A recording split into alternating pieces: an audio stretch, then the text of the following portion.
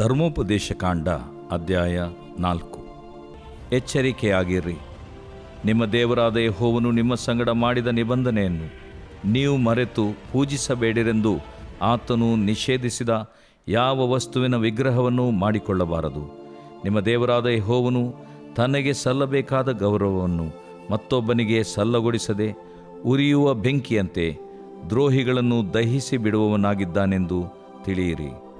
ನೀವು ಮಕ್ಕಳನ್ನು ಮೊಮ್ಮಕ್ಕಳನ್ನು ಪಡೆದು ಬಹುಕಾಲ ಆ ದೇಶದಲ್ಲಿದ್ದ ಮೇಲೆ ದ್ರೋಹಿಗಳಾಗಿ ಯಾವ ವಿಗ್ರಹವನ್ನಾದರೂ ಮಾಡಿಕೊಂಡು ನಿಮ್ಮ ದೇವರಾದ ಯೆಹೋವನ ದೃಷ್ಟಿಗೆ ಕೆಟ್ಟದ್ದನ್ನು ನಡೆಸಿ ಆತನನ್ನು ಕೋಪಗೊಳಿಸಿದರೆ ನೀವು ಯೊರ್ದನ್ ಹೊಳೆಯನ್ನು ದಾಟಿ ಸ್ವಾಧೀನ ಮಾಡಿಕೊಳ್ಳುವ ಆ ದೇಶದಲ್ಲಿ ಉಳಿಯದೆ ಬೇಗನೆ ನಾಶವಾಗಿ ಹೋಗುವಿರಿ ಎಂದು ಭೂಮ್ಯಾಕಾಶಗಳನ್ನು ಸಾಕ್ಷ್ಯಗಳಾಗಿ ಕರೆದು ಎಚ್ಚರಿಸುತ್ತೇನೆ. ನೀವು ಆ ದೇಶದಲ್ಲಿ ಬಹು ದಿವಸ ಇರದೆ ನಾಶವಾಗಿಯೇ ಹೋಗುವಿರಿ. ಯೆಹೋವನು ನಿಮ್ಮನ್ನು ಅನ್ಯ ಜನಗಳಲ್ಲಿ ಚದುರಿಸುವನು. ಆತನು ನಿಮ್ಮನ್ನು ಓಡಿಸುವ ದೇಶಗಳ ಜನರ ಮಧ್ಯದಲ್ಲಿ ನೀವು ಸ್ವಲ್ಪ ಮಂದಿ ಮಾತ್ರ ಉಳಿಯುವಿರಿ. ನೀವು ಆ ದೇಶಗಳಲ್ಲಿ ಮನುಷ್ಯರು ಮಾಡಿಕೊಂಡ ದೇವರುಗಳನ್ನು, ಅಂದರೆ ಮರದಲ್ಲಾಗಲಿ ಕಲ್ಲಿನಲ್ಲಾಗಲಿ ಕೆತ್ತಲ್ಪಟ್ಟು ನೋಡಲಾರದೆ ಕೇಳಲಾರದೆ ತಿನ್ನಲಾರದೆ ವಾಸನೆ ತಿಳುಕೊಳ್ಳಲಾರದೆ ಇರುವ ದೇವರುಗಳನ್ನು ಪೂಜಿಸುವವರಾಗುವಿರಿ. ಅಲ್ಲಿಂದಲಾದರೂ ನೀವು ಸಂಪೂರ್ಣ ಹೃದಯದಿಂದಲೂ ಮನಸ್ಸಿನಿಂದಲೂ ನಿಮ್ಮ ದೇವರಾದ ಯೆಹೋವನನ್ನು ಹುಡುಕಿದರೆ ಆತನು ನಿಮಗೆ ಸಿಕ್ಕುವನು. ಮೇಲೆ ಹೇಳಿದ ಎಲ್ಲ ಕಷ್ಟಗಳು ನಿಮಗೆ ಸಂಭವಿಸಿ ನೀವು ಸಂಕಟದಲ್ಲಿರುವಾಗ ಅಂತ್ಯದಲ್ಲಿ ನೀವು ಆತನ ಕಡೆಗೆ ತಿರುಗಿಕೊಂಡು ಆತನ ಮಾತಿಗೆ ಕಿವಿಗೊಡುವಿರಿ. ನಿಮ್ಮ ದೇವರಾದ ಯೆಹೋವನು ಕನಿಕರವುಳ್ಳ ದೇವರಾದುದರಿಂದ ಆತನು ನಿಮ್ಮನ್ನು ಅಲಕ್ಷ್ಯ ಮಾಡುವುದಿಲ್ಲ, ನಾಶನಕ್ಕೆ ಬಿಡುವುದಿಲ್ಲ.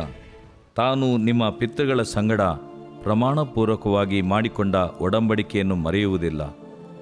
ದೇವರು ಮನುಷ್ಯರನ್ನು ಸೃಷ್ಟಿಸಿ ಭೂಮಿಯ ಮೇಲೆ ಇರಿಸಿದ ದಿನ ಮೊದಲುಗೊಂಡು ಇಂದಿನವರೆಗೂ ಒಂದು ದಿಕ್ಕಿನಿಂದ ಮತ್ತೊಂದು ದಿಕ್ಕಿನವರೆಗೂ ಅಂಥ ದೊಡ್ಡ ಕಾರ್ಯವು ನಡೆದದ್ದುಂಟೋ, ಇಲ್ಲವೇ ಅಂಥದರ ಸುದ್ದಿ ಕೇಳಿದ್ದುಂಟೋ ಎಂದು ವಿಚಾರಿಸಿಕೊಳ್ಳಿರಿ. ದೇವರು ಬೆಂಕಿಯ ಜ್ವಾಲೆಯೊಳಗಿಂದ ಮಾತಾಡಿದ ಸ್ವರವು ನಿಮಗೆ ಕೇಳಿಸಿತಲ್ಲ. ಬೇರೆ ಯಾವ ಜನರಾದರೂ ದೇವರ ಸ್ವರವನ್ನು ಕೇಳಿ ಬದುಕಿದ್ದುಂಟೋ? ಬೇರೆ ಯಾವ ದೇವರಾದರೂ ಮನಃಶೋಧನೆ, ಮಹತ್ಕಾರ್ಯ, ಉತ್ಪಾತ, ಯುದ್ಧ, ಭುಜ ಪರಾಕ್ರಮ, ಶಿಕ್ಷಾಹಸ್ತ, ಮಹಾಭೀತಿ ಇವುಗಳನ್ನು ಪ್ರಯೋಗಿಸಿ ಒಂದು ಜನಾಂಗವನ್ನು ಮತ್ತೊಂದು ಜನಾಂಗದ ಕೈಯೊಳಗಿಂದ ತಪ್ಪಿಸುವುದಕ್ಕೆ ಪ್ರಯತ್ನಿಸಿದ್ದುಂಟೋ? ನಿಮ್ಮ ದೇವರಾದ ಯೆಹೋವನಾದರೋ ಐಗುಪ್ತ ದೇಶದಲ್ಲಿ ನಿಮಗೋಸ್ಕರ ಇದನ್ನೆಲ್ಲ ನಿಮ್ಮ ಕಣ್ಣಿಗೆದುರಾಗಿ ನಡೆಸಿದನಲ್ಲ. ಯೆಹೋವನೊಬ್ಬನೇ ದೇವರು, ಬೇರೆ ದೇವರೇ ಇಲ್ಲವೆಂದು ನೀವು ತಿಳಿದುಕೊಳ್ಳುವುದಕ್ಕಾಗಿ ಇದೆಲ್ಲ ನಿಮಗೆ ಮಾತ್ರ ತೋರಿಸಲ್ಪಟ್ಟಿತು. ಆತನು ನಿಮ್ಮ ಶಿಕ್ಷಣಕ್ಕೋಸ್ಕರ ಆಕಾಶದಿಂದ ತನ್ನ ಸ್ವರವನ್ನು ನಿಮಗೆ ಕೇಳಿಸುವಂತೆ ಮಾಡಿದನು ಮತ್ತು ಭೂಮಿಯ ಮೇಲೆ ತಾನಿದ್ದ ಮಹಾ ಅಗ್ನಿಜ್ವಾಲೆಯನ್ನು ನೋಡಿಸಿದನು. ಅದಲ್ಲದೆ ಆ ಅಗ್ನಿಜ್ವಾಲೆಯೊಳಗಿಂದ ಆತನು ಆಡಿದ ಮಾತುಗಳನ್ನು ಕೇಳಿಸುವಂತೆ ಮಾಡಿದನು. ಆತನು ನಿಮ್ಮ ಪಿತೃಗಳನ್ನು ಪ್ರೀತಿಸಿ ಅವರ ತರುವಾಯ ಅವರ ಸಂತತಿಯವರಾದ ನಿಮ್ಮನ್ನೂ ಆದುಕೊಂಡು ಈಗ ನಿಮ್ಮ ಅನುಭವಕ್ಕೆ ಬಂದ ಪ್ರಕಾರ ನಿಮಗಿಂತ ಮಹಾಬಲಿಷ್ಠವಾದ ಜನಾಂಗಗಳನ್ನು ಹೊರಡಿಸಲು ಅವರ ದೇಶದಲ್ಲಿ ನಿಮ್ಮನ್ನು ಸೇರಿಸಿ ಆ ದೇಶವನ್ನು ನಿಮಗೇ ಸ್ವದೇಶವಾಗಿ ಕೊಡಲೂ ಬೇಕೆಂದು ಸಂಕಲ್ಪಿಸಿ ತಾನೇ ನಿಮ್ಮೊಂದಿಗಿದ್ದು ತನ್ನ ಅಪಾರ ಸಾಮರ್ಥ್ಯದಿಂದ ನಿಮ್ಮನ್ನು ಐಗುಪ್ತ ದೇಶದೊಳಗಿಂದ ಬರಮಾಡಿದನಲ್ಲ. ನೀವು ಇದನ್ನೆಲ್ಲ ಆಲೋಚಿಸಿ ಆಕಾಶದಲ್ಲಿಯೂ ಭೂಮಿಯಲ್ಲಿಯೂ ಯೆಹೋವನೊಬ್ಬನೇ ದೇವರು, ಬೇರೆ ಯಾವ ದೇವರೂ ಇಲ್ಲವೆಂಬುದನ್ನು ಈಗ ಗ್ರಹಿಸಿಕೊಂಡು ಜ್ಞಾಪಕದಲ್ಲಿಡಬೇಕು. ನಿಮಗೂ ನಿಮ್ಮ ಸಂತತಿಯವರಿಗೂ ಶುಭ ಉಂಟಾಗುವಂತೆಯೂ ನಿಮ್ಮ ದೇವರಾದ ಯೆಹೋವನು ನಿಮಗೆ ಕೊಡುವ ದೇಶದಲ್ಲಿ ನೀವು ಸದಾಕಾಲ ಬಾಳುವಂತೆಯೂ ನಾನು ನಿಮಗೆ ಈಗ ತಿಳಿಸಿದ ಆತನ ಆಜ್ಞಾವಿಧಿಗಳನ್ನು ನೀವು ಅನುಸರಿಸಿ ನಡೆಯಬೇಕು. ಆ ಕಾಲದಲ್ಲಿ ಮೋಶೆ ಯೊರ್ದನ್ ಹೊಳೆಯ ಪೂರ್ವ ದಿಕ್ಕಿನಲ್ಲಿ 3 ಆಶ್ರಯ ನಗರಗಳನ್ನು ಗೊತ್ತು ಮಾಡಿದನು.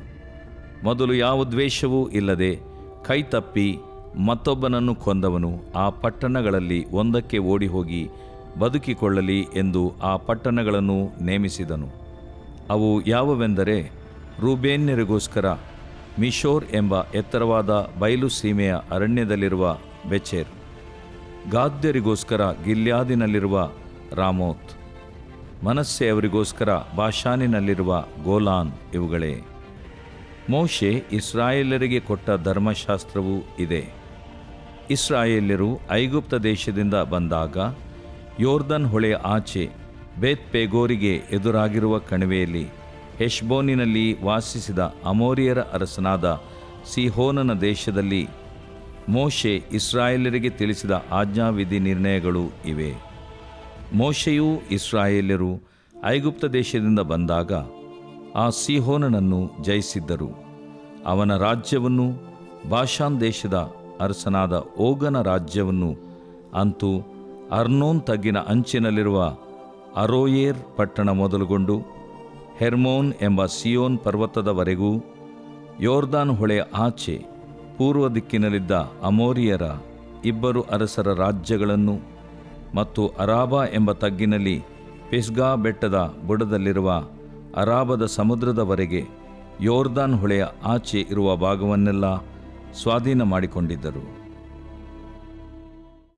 ದೇವರು ಪ್ರೀತಿಸುವ ಪ್ರೀತಿಯ ಬಿಗ್ ಜೆ ಟಿವಿ ಪ್ರಿಯ ವೀಕ್ಷಕರಿಗೆ ನಮ್ಮ ಕರ್ತನಾದ ಯೇಸು ಕ್ರಿಸ್ತನ ಹೆಸರಿನಲ್ಲಿ ನಿಮಗೆ ವಂದನೆಗಳು. ಬನ್ನಿರಿ, ಇಂದು ನಾವು ಒಟ್ಟಾಗಿ ದೇವರ ಅಮೂಲ್ಯವಾದ ಮತ್ತು ನಿತ್ಯವಾದ ವಾಕ್ಯವನ್ನು ಅಧ್ಯಯನ ಮಾಡಿಕೊಳ್ಳೋಣ. ಇಂದಿನ ನಮ್ಮ ಅಧ್ಯಯನ ಧರ್ಮೋಪದೇಶ ಕಾಂಡ 4ನೇ ಅಧ್ಯಾಯದ 23ರಿಂದ ಇರುವಂಥ ವಾಕ್ಯ ಭಾಗ.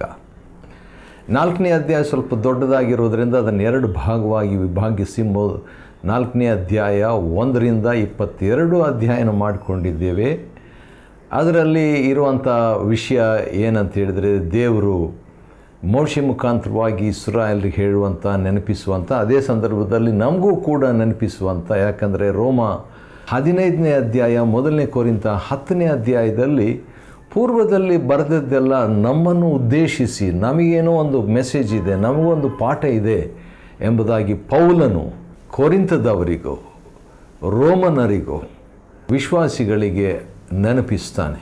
ಹಳೆ ಒಡಂಬಡಿಕೆಯಲ್ಲಿ ಬರೆದದ್ದೆಲ್ಲವೂ ನಮ್ಮನ್ನು ಉದ್ದೇಶಿಸಿ ನಾವು ಕಲಿಯುವಂಥದ್ದು ಆದರಣೆ, ಎಚ್ಚರಿಕೆ, ವಿಶ್ವಾಸ, ಪಾಠ, ಆತ್ಮಿಕ ಪಾಠ, ಇವುಗಳನ್ನೆಲ್ಲ ನಾವು ಕಲಿತುಕೊಳ್ಬೋದು, ಅನ್ವಯ ಮಾಡಿಕೊಳ್ಬೋದು, ಕ್ರಿಸ್ತನನ್ನು ಕಂಡುಕೊಳ್ಬೋದು. ಯಾಕಂದರೆ ಕ್ರಿಸ್ತನೇ ಕೇಂದ್ರವಾಗಿದ್ದಾನೆ, ಹಳೆ ಒಡಂಬಡಿಕೆ ಕೇಂದ್ರ. ಇತ್ತೀಚೆಗೆ ನಾನು ಒಂದು ಚಿಕ್ಕ ಎಕ್ಸಸೈಸ್ ಮಾಡಿದೆ ವೈಯಕ್ತಿಕವಾಗಿ. ಅದೇನಂತ ಹೇಳಿದರೆ, ಹಳೆ ಒಡಂಬಡಿಕೆಯಲ್ಲಿ ಮುಖ್ಯವಾಗಿ ಈ ಪಂಚಗ್ರಂಥದಲ್ಲಿ ಆದಿಕಾಂಡದಿಂದ ಧರ್ಮೋಪದೇಶ ಕಾಂಡದಲ್ಲಿ ಇರುವಂಥ ಹೆಸರುಗಳು, ನೇಮ್ಸ್ ಅಂದರೆ ಮನುಷ್ಯರ ಹೆಸರುಗಳು ಪ್ಲಸ್ ಸ್ಥಳದ ಹೆಸರುಗಳು, ಏನೇನು ಹೆಸರುಗಳು ಇದೆಯೋ ಆ ಹೆಸರುಗಳ ಅರ್ಥ ನೋಡುವಾಗ ಅದು ಕ್ರಿಸ್ತನ ಬಗ್ಗೆ ಡೈರೆಕ್ಟಾಗಿ ಇಂಡೈರೆಕ್ಟಾಗಿ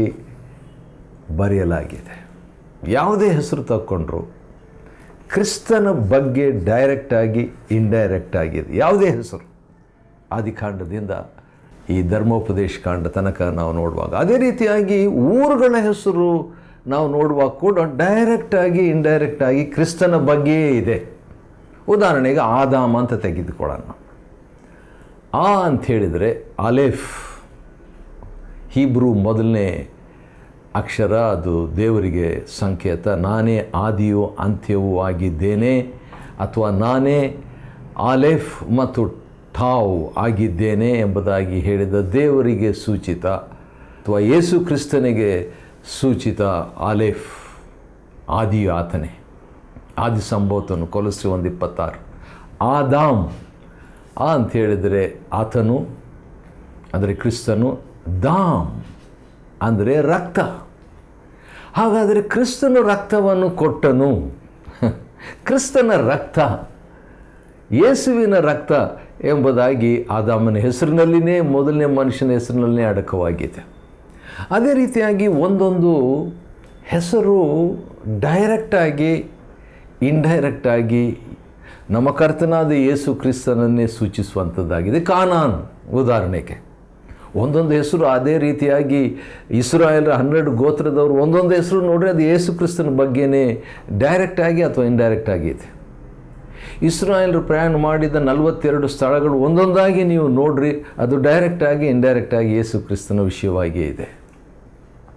ಈಗ ಕಾನಾನ್ ಎಂಬ ಹೆಸರನ್ನು ಉದಾಹರಣೆಗೆ ತೆಗೆದುಕೊಳ್ಳೋಣ. ಕಾನಾನ್ ಅಂದರೆ, ಆ ಹೆಸರಿನ ಅರ್ಥ ಏನಂದರೆ ದೀನತ್ವ. ಕಾನಾನ್ ಅಂದರೆ ಮೊಣಕಾಲು ಬಗ್ಗಿಸು ಅಥವಾ ಹ್ಯುಮಿಲಿಯೇಟ್ ಅಂದರೆ ಅವಮಾನಗೊಳಿಸು ಎಂಬುದು ಕೂಡ ಅರ್ಥ ಬರ್ತದೆ. ಯೇಸು ಕ್ರಿಸ್ತನನ್ನು ಅವಮಾನಗೊಳಿಸಿದರು, ಯೇಸು ಕ್ರಿಸ್ತನು ತಗ್ಗಿಸಿಕೊಂಡನು, ಯೇಸು ಕ್ರಿಸ್ತನ ಅಧೀನವಾದನು. ಆದ ಕಾರಣ ಪ್ರತಿಯೊಂದು ಹೆಸರು ಹಳೆ ಒಡಂಬಡಿಕೆಯಲ್ಲಿ ನೀವು ಬೇಕಾದರೆ ಅದನ್ನು ಒಂದು ಹೋಮ್ವರ್ಕ್ ಆಗಿ, ಗೃಹ ಕೆಲಸವಾಗಿ ನೀವು ಮಾಡಿ ನೋಡಿ, ಆಶ್ಚರ್ಯಪಡ್ರಿ, ಆನಂದ ಪಡ್ರಿ, ಆರಾಧಿಸಿರಿ ಕರ್ತನನ್ನು. ಪ್ರತಿಯೊಂದು ಕೂಡ ಯೇಸು ಕ್ರಿಸ್ತನನ್ನೇ ಸೂಚಿಸುವಂಥದ್ದಾಗಿದೆ. ಈ ಮಾತನ್ನು ನಮ್ಮ ಕರ್ತನಾದ ಯೇಸು ಕ್ರಿಸ್ತನು ತಾನೇ ಎಮ್ಮವು ಎಂಬ ಊರಿಗೆ ಹೋಗುವಂಥ ವೇಳೆಯಲ್ಲಿ ನಿಮಗೆ ನೆನಪಿರ್ಬೋದು. ಅದು ಲೂಕನ ಬರೆದ ಸುವಾರ್ತೆ 24ನೇ ಅಧ್ಯಾಯದಲ್ಲಿ ಇರುವಂಥ ಒಂದು ಮಾತು. ಎಮ್ಮ ಊರಿಗೆ ಶಿಷ್ಯರು ಇಬ್ಬರು ಹೋಗ್ತಿದ್ದಾಗ ಯೇಸು ಕ್ರಿಸ್ತನು ದಾರಿಯಲ್ಲಿನೇ ಒಂದು ಬೈಬಲ್ ಸ್ಟಡಿ ತಕ್ಕೊಂಡು ಹೋಗ್ತಾ ಇದ್ದಂತೆ. ಅದು ಒಂದು ಸುಮಾರು 2 ತಾಸಿನ ಅಥವಾ 3 ತಾಸಿನ ಬೈಬಲ್ ಸ್ಟಡಿ ಆಗಿರ್ಬೋದು. ದಾರಿ ಉದ್ದಕ್ಕೂ ನಿಧಾನಕ್ಕೆ ನಡ್ಕೊಂಡು ಹೋಗ್ತಿದ್ದಾಗ ಆತನು ಮಾತನಾಡಿದ್ದು ಆ ಸುಮಾರು 2-3 ತಾಸುಗಳಲ್ಲಿ ಏನು ಮಾತಾಡಿರ್ಬೋದು ಅಂತ ಹೇಳಿದರೆ, ಆದಿಕಾಂಡದಿಂದ ಮಲಾಕಿಯವರೆಗೆ ಮಾತಾಡಿದ್ನಂತೆ. ಏನಿರ್ಬೋದು ಸಬ್ಜೆಕ್ಟ್ ನೋಡೋಣ ಬನ್ನಿರಿ. ಲೂಕನ ಬರೆದ ಸುವಾರ್ತೆ ಮತ್ತು 24ನೇ ಅಧ್ಯಾಯದ 27ನೇ ವಚನದಲ್ಲಿ ಮೋಶೆ ಮತ್ತು ಎಲ್ಲ ಪ್ರವಾದಿಗಳು, ಮೋಶೆ ಅಂದರೆ ಆದಿಕಾಂಡದಿಂದ ಧರ್ಮೋಪದೇಶ ಕಾಂಡ, ಮೋಶೆ ಅಂದರೆ ಮೋಶೆ ಮತ್ತು ಎಲ್ಲ ಪ್ರವಾದಿಗಳ ಗ್ರಂಥಗಳು ಮೊದಲುಗೊಂಡು ಸಮಸ್ತ ಗ್ರಂಥಗಳಲ್ಲಿ ಅಂದರೆ 39 ಗ್ರಂಥಗಳಲ್ಲಿ, ಆದಿಕಾಂಡದಿಂದ ಮಲಾಕಿಯವರೆಗೆ ಸಮಸ್ತ ಗ್ರಂಥಗಳಲ್ಲಿ ತನ್ನ ವಿಷಯವಾಗಿರುವ ಸೂಚನೆಗಳನ್ನು ಅವರಿಗೆ ವಿವರಿಸಿದನು. ಹಾಗಾದರೆ ಆದಿಕಾಂಡದಿಂದ ಮಲಾಕಿಯವರೆಗೆ ಯಾರ ಬಗ್ಗೆ ಇದೆ? ತನ್ನ ಬಗ್ಗೆ, ಅಂದರೆ ಕ್ರಿಸ್ತನ ಬಗ್ಗೆ. ಹಾಗಾದರೆ ಹೆಸರುಗಳಲ್ಲಿಯೂ ಕ್ರಿಸ್ತನು, ಊರಿನ ಹೆಸರಿನಲ್ಲಿ ಕೂಡ ಡೈರೆಕ್ಟಾಗಿ ಇಂಡೈರೆಕ್ಟಾಗಿ ಕ್ರಿಸ್ತನು. ಹಾಗಾದರೆ ಕ್ರಿಸ್ತನೇ ಕೇಂದ್ರೀಕರಿಸಿದಂಥ ವಾಕ್ಯ. ಆದಿಯಲ್ಲಿ ಇತ್ತು ಆ ವಾಕ್ಯ, ದೇವರ ಬಳಿಯಲ್ಲಿತ್ತು, ಪ್ರತಿ ವಾಕ್ಯದಲ್ಲಿಯೂ ದೇವರೇ ಆಗಿತ್ತು. ಬಹುಶಃ ಒಂದೊಂದು ಅಕ್ಷರನೂ ಬೈಬಲ್ ಅಕ್ಷರ ತೆಗೆದುಕೊಳ್ಳೋದಾದರೆ ಅದರಲ್ಲೂ ಕೂಡ ಕ್ರಿಸ್ತನು ಡೈರೆಕ್ಟಾಗಿ ಇಂಡೈರೆಕ್ಟಾಗಿ ನಾವು ನೋಡ್ಬೋದು. ಒಂದು ವೇಳೆ ಪಾಪ ಎಂಬ ಪದ ತಗೊಂಡ್ರೂ ಕೂಡ ಅದು ಕ್ರಿಸ್ತನಿಗೆ. ಯಾಕಂದರೆ 2ನೇ ಕೊರಿಂಥ 5:21 ಪಾಪಜ್ಞಾನವಿಲ್ಲದ ಆತನನ್ನು ದೇವರು ಪಾಪವನ್ನಾಗಿ ಮಾಡಿದಂತೆ, ಪಾಪ ಸ್ವರೂಪವನ್ನಾಗಿ, ಅದು ಕೂಡ ಕ್ರಿಸ್ತನಿಗೆ ಸಂಕೇತವಾಗಿದೆ ಎಂಬುದಾಗಿ ನೋಡ್ಕೊಳ್ತೇವೆ. ಸರಿ, 4ನೇ ಅಧ್ಯಾಯ 23ರಿಂದ ಧರ್ಮೋಪದೇಶ ಕಾಂಡ ನಾವು ನೋಡಿಕೊಳ್ಳೋದಾದರೆ, ಹೌದು, ಅದಕ್ಕಿಂತ ಮುಂಚೆ ಒಂದು ಮಾತು ಹೇಳಬೇಕು. ದೇವಜನರ 2 ಮಹಾಭಾಗ್ಯಗಳು ಏನು? ಪ್ರಾರ್ಥನೆ, ದೇವರ ವಾಕ್ಯ. ಪ್ರಾರ್ಥನೆ, ದೇವರ ವಾಕ್ಯ, the word of god and prayer. ಇದೇ ಮಾತನ್ನು ಅಪೊಸ್ತಲರು ಕೂಡ ಅಪೊಸ್ತಲಕೃತ್ಯ 6ನೇ ಅಧ್ಯಾಯದಲ್ಲಿ ಈ ರೀತಿಯಾಗಿ ಒಂದು ತೀರ್ಮಾನ ಮಾಡಿದರು. ನೀವು ಬೇಕಾದರೆ ಪ್ರಾಯೋಗಿಕ ಕೆಲಸ ಮಾಡಿರಿ, ಆದರೆ ನಾವಂತೂ ಪ್ರಾರ್ಥನೆ ಮತ್ತು ದೇವರ ವಾಕ್ಯಕ್ಕೆ ನಾವು ಟೈಮ್ ಕೊಡ್ತೀವಿ ಎಂಬುದಾಗಿ 6ನೇ ಅಧ್ಯಾಯ ಅಪೊಸ್ತಲಕೃತ್ಯದಲ್ಲಿ ಹೇಳಿದರು. ಇಲ್ಲಿ ಕೂಡ ದೇವಜನರ 2 ಮಹಾಭಾಗ್ಯಗಳು ಧರ್ಮೋಪದೇಶ ಕಾಂಡ 4ನೇ ಅಧ್ಯಾಯ 7-8 ವಚನದಲ್ಲಿ ಯಾವ ಜನಾಂಗಗಳಿಗೂ ಇಲ್ಲದಂಥ ಒಂದು ಭಾಗ್ಯ ದೇವಜನರಿಗೆ ದೇವರು ಕೊಟ್ಟಿದ್ದಾನೆ. ಸರಿ, 23ರಿಂದ ಇರುವಂಥ ವಾಕ್ಯ ಭಾಗಗಳಲ್ಲಿ ಎಚ್ಚರಿಕೆಯಾಗಿರ್ರಿ ಎಂಬುದಾಗಿ ಪ್ರಾರಂಭವಾಗ್ತದೆ. ಎಷ್ಟು ದೊಡ್ಡ ಭಾಗ್ಯವೋ ಅಷ್ಟು ಎಚ್ಚರಿಕೆ ಕೂಡ. More the responsibility, more the accountability. ಯಾರಿಗೆ ಹೆಚ್ಚು ಭಾಗ್ಯ ಅವಕಾಶ ಕೊಡಲಾಗಿದೆಯೋ ಅವರ ಕಡೆಯಿಂದ ಹೆಚ್ಚಾಗಿ ಕೇಳಲ್ಪಡುತ್ತದೆ, ಲೆಕ್ಕ ಕೇಳಲ್ಪಡ್ತದೆ. ನಾವು ಭಯಪಡಬೇಕಾಗಿಲ್ಲ, ಯಾಕಂದರೆ ದೇವರಾತ್ಮನ ಸಹಾಯದಿಂದ ಅದನ್ನು ನಾವು ಮಾಡಲಿಕ್ಕೆ ನಾವು ಶಕ್ತರಾಗಿದ್ದೇವೆ. ಕ್ರಿಸ್ತನ ಮುಖಾಂತರವಾಗಿ ಎಲ್ಲವನ್ನು ಮಾಡಲಿಕ್ಕೆ ನಾವು ಶಕ್ತರು. ಸರಿ, ಬಹುಕಾಲ 25ನೇ ವಚನದಲ್ಲಿ 4ನೇ ಅಧ್ಯಾಯ ಧರ್ಮೋಪದೇಶ ಕಾಂಡ, ಡ್ಯೂಟ್ರಾನಮಿ 4:25, ನೀವು ಮಕ್ಕಳನ್ನು ಮೊಮ್ಮಕ್ಕಳನ್ನು ಪಡೆದು, ಮಕ್ಕಳು ಬಂದರೆ ಒಂದು ಆಶೀರ್ವಾದ. ಮದುವೆ ಆದಾಗ ಕೂಡ ಸಾಮಾನ್ಯವಾಗಿ wish you happy married life ಎಂಬುದಾಗಿ ಹೇಳ್ತಾರೆ. ಅಬ್ಬಾ ಗಾಡ್ ಬ್ಲೆಸ್ ಯು ಎಂಬುದಾಗಿ ಹೇಳ್ತಾರೆ. ಮಕ್ಕಳಾದರೆ ಇನ್ನಷ್ಟು ಅವರನ್ನು ಹರಸುತ್ತಾರೆ. ಮೊಮ್ಮಕ್ಕಳಾದರೂ ಈಗ ಮೊಮ್ಮಕ್ಕಳಾಗ್ಬಿಟ್ರು ಎಂಬುದಾಗಿ ಹರಿಸ್ತಾರೆ. ಆದರೆ ದೇವರು ಒಂದು ಎಚ್ಚರಿಕೆ ಕೊಡ್ತಾನೆ, ನೀವು ಮಕ್ಕಳನ್ನು 25ನೇ ವಚನ ಮೊಮ್ಮಕ್ಕಳನ್ನು ಪಡೆದು ಬಹುಕಾಲ, ಆಮೇಲೆ ಭಾಳ ಕಾಲ ಬೇರೆ ಇದ್ದುಬಿಟ್ರೆ ಅದು ಒಂದು ಆಶೀರ್ವಾದ. ಎಂಥ ಆಶೀರ್ವಾದ, ಭಾಳ ಕಾಲ ಬೇರೆ ಇದ್ದೀರಿ ನೀವು, ಯಾವ ರೋಗ ಇಲ್ಲದೆ, ಹಾಗೀಗೆಲ್ಲ ಜನರು ಹೇಳ್ತಾರೆ. ಬಹುಕಾಲ ದೇಶದಲ್ಲಿದ್ದ ಮೇಲೆ ದ್ರೋಹಿಗಳಾಗಿ, ಇಷ್ಟೆಲ್ಲ ಆಶೀರ್ವಾದ ಪಡ್ಕೊಂಡ್ಮೇಲೆ ದ್ರೋಹಿಗಳಾಗ್ಲಿಕ್ಕೆ ಸಾಧ್ಯನಾ? ಸಾಧ್ಯ. ದ್ರೋಹಿಗಳಾಗಿ ನೀವು ದೇವರನ್ನು ಬಿಡುವ ಸಾಧ್ಯತೆ ಇದೆ ಎಂಬುದನ್ನು ದೇವರು ಮೋಶೆ ಮುಖಾಂತರವಾಗಿ ಹೇಳಿಬಿಟ್ಟು, ಅದಕ್ಕೆ ಸಾಕ್ಷಿ ಯಾರು ಗೊತ್ತಾ? ಆಶ್ಚರ್ಯ ಸಾಕ್ಷಿ. 26ನೇ ವಚನದಲ್ಲಿ ಮೋಶೆ ಹೇಳ್ತಾನೆ, ನಾನು ಭೂಮಿ ಆಕಾಶಗಳನ್ನು ಸಾಕ್ಷಿಗಳನ್ನಾಗಿ ಕರೆದು ನಿಮ್ಮನ್ನು ಎಚ್ಚರಿಸ್ತೇನೆ. ಭೂಮಿ ಸಾಕ್ಷಿ, ಆಕಾಶಕ್ಕೆ ಸಾಕ್ಷಿ.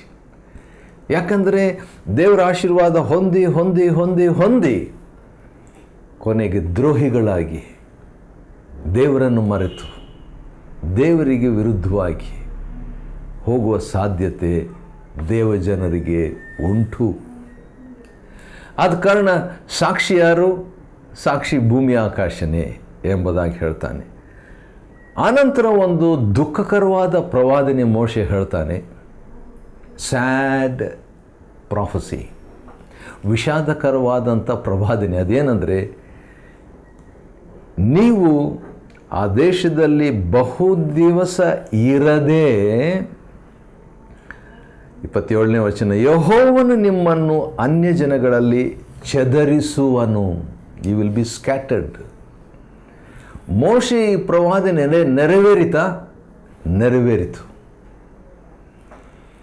ಮೋಶೆ ಆದಮೇಲೆ ಯೆಹೋಶುವನು, ಯೆಹೋಶುವನಾದ ಮೇಲೆ ನ್ಯಾಯಾಧಿಪತಿಗಳು, ಸಮುವೇಲನು, ದಾವಿದನು, ಅದಕ್ಕಿಂತ ಮುಂಚೆ ಸೌಲನು, ಸೊಲೊಮೋನನು, ಯಹೂದದ 19 ಅರಸರು, ಇಸ್ರಾಯೇಲ್ನ 19 ಅಧಿಕಾರಿಗಳು, ಇವರೆಲ್ಲರೂ ಅರಸರು. ಈ ರೀತಿಯಾಗಿ ಒಬ್ಬೊಬ್ಬರು ಆದಮೇಲೆ ಕೊನೆಗೆ ಮಲಾಕಿ ಕೊನೆ ಪ್ರವಾದಿ. ಅದಾದ ನಂತರ ಯೇಸು ಕ್ರಿಸ್ತನಾದ ನಂತರ 33 ವರ್ಷ ಆತನ ಸೇವೆ ಮಾಡಿ ಆತನು ಪ್ರವಾದಿಸಿದನು. ಅದೇನಂತ ಹೇಳಿದ್ರೆ, ಕಲ್ಲಿನ ಮೇಲೆ ಕಲ್ಲಿರದಂತೆ ಆಗ್ತದಂತ ಹೇಳಿದಾಗ 70ನೇ AD ಕ್ರಿಸ್ತ ಶಕ 70ರಲ್ಲಿ ಜನರಲ್ ಟೈಟಸ್ ಬಂದು ಯೆರೂಸಲೇಮನ್ನು ನಾಶ ಮಾಡಿ ಇಸ್ರಾಯೇಲರು ಚದರಿ ಹೋದರು.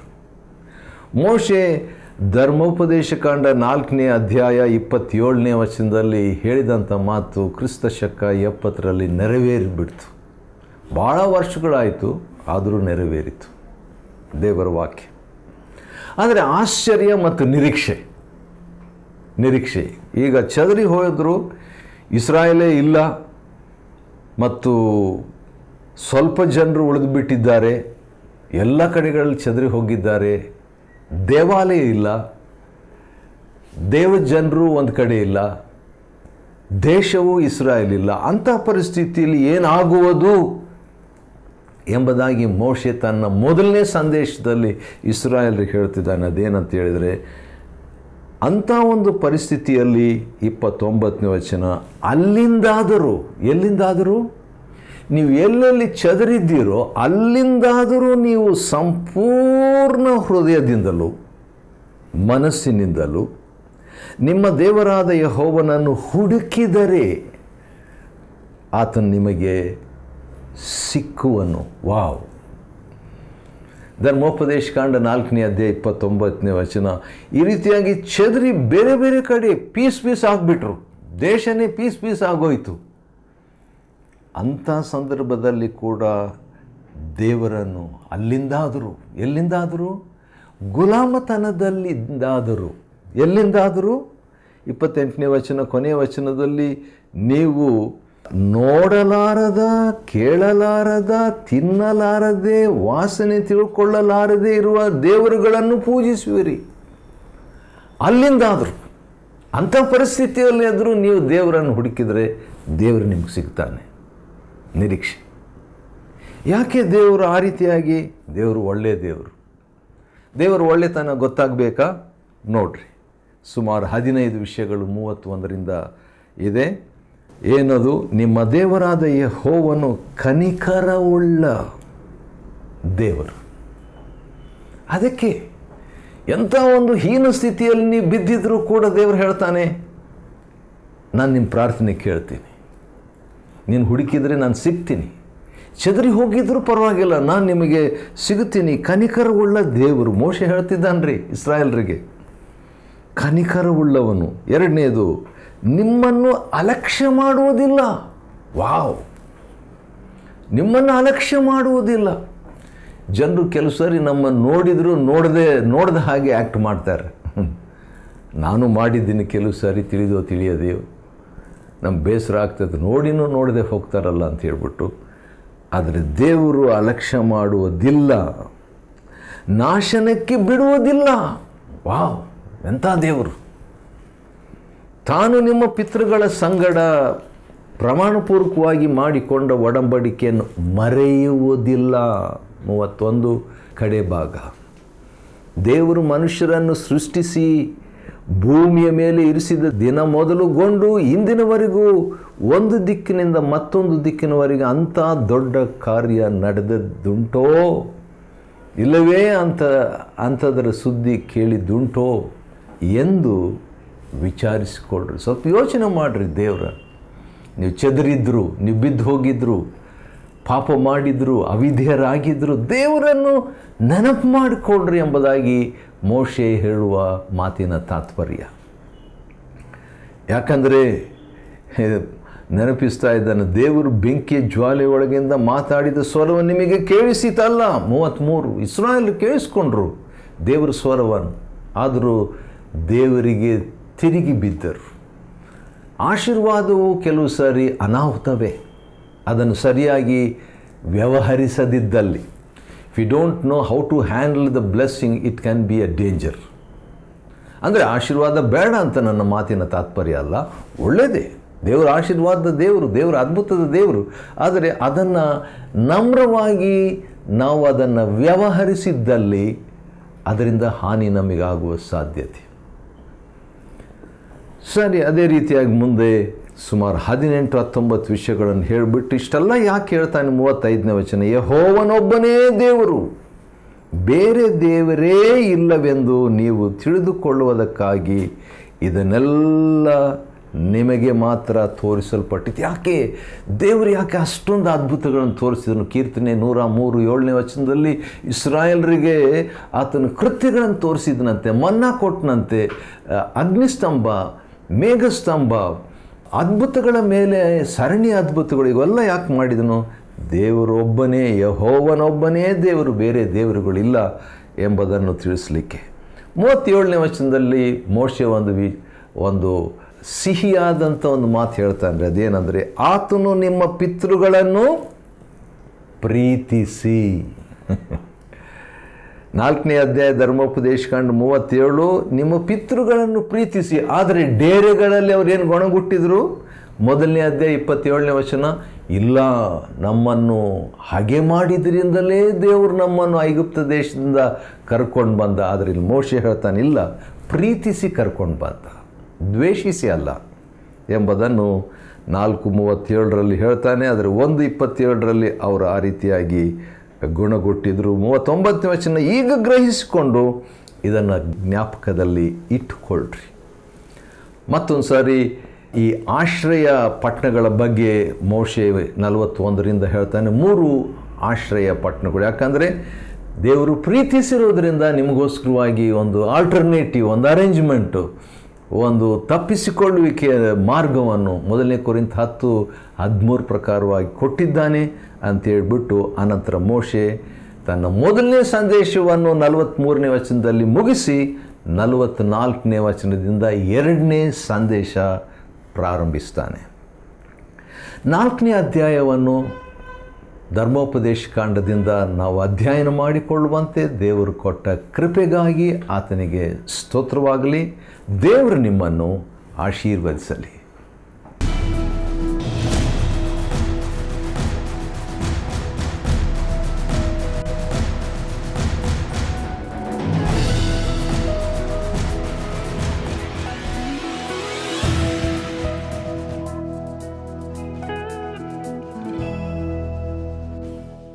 Chapter 4. Take heed unto yourselves, lest ye forget the covenant of the Lord your God, which he made with you, and make you a graven image, or the likeness of any god thing, which the Lord thy God hath forbidden thee. For the Lord thy God is a consuming fire, even a jealous God.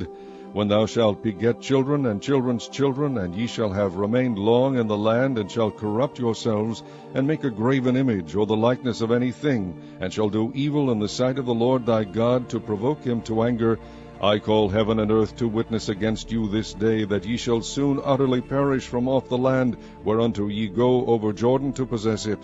Ye shall not prolong your days upon it, but shall utterly be destroyed. And the Lord shall scatter you among the nations, and ye shall be left few in number among the heathen, whither the Lord shall lead you. And there ye shall serve gods, the work of men's hands, wood and stone, which neither see, nor hear, nor eat, nor smell. But if from thence thou shalt seek the Lord thy God, thou shalt find him, if thou seek him with all thy heart and with all thy soul.